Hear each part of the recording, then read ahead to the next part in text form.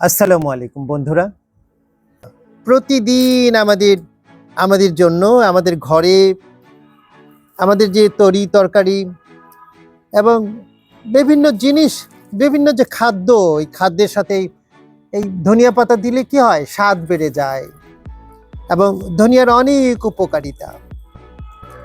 বিশেষ করে এর যে স্মেল, গন্ধ, একদম টাটকা। যে আপনার আপনার ছাদে যদি এভাবে, আমি বিভিন্ন ড্রামে এই ধনিয়া লাগিয়েছি, বিভিন্ন ড্রামে প্যাডে ধনিয়া লাগিয়েছি। আপনারা নিশ্চয়ই বাজার থেকে এই ধনিয়া কেনেন। এই ধনিয়া প্রতিদিনই 10 টাকা, 20 টাকা, 30 টাকা করে কিনতে হয় না?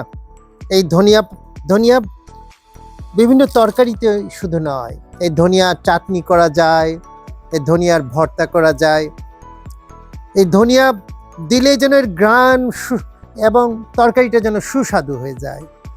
আমি কিন্তু প্রতিদিন এই ধনিয়া ঘরে আমার গৃহিণী প্রতিদিনই এই ধনিয়া ব্যবহার করি, এবং বাজারে গেলেই ধনিয়া না কিনলে যেন নয়। আমার বিভিন্ন প্যাডে এবং এবং অন্য গাছের গোড়ায় ওই ধনিয়া পাতা লাগিয়ে দেওয়া যায়।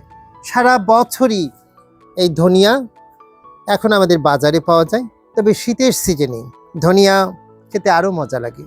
ধনিয়া সবজি হিসাবে স্বাদে গুণেই শুধু নয়, এর সৌন্দর্য খুব ভালো, চমৎকার। এবং আমি যখনই বাগানে আসি, যখন এই ধনিয়া পাতা একটু হাত বুলিয়ে দিই না, খুব ভালো লাগে। আপনারা এই স্পর্শ নিতে পারেন।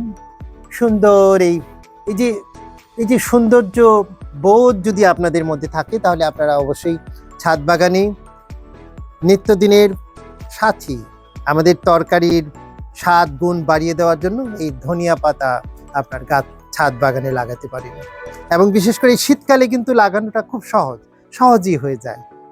সবাই ভালো থাকুন, সুস্থ থাকুন, আপনার ছাদ বাগানে ধনিয়া পাতা লাগান।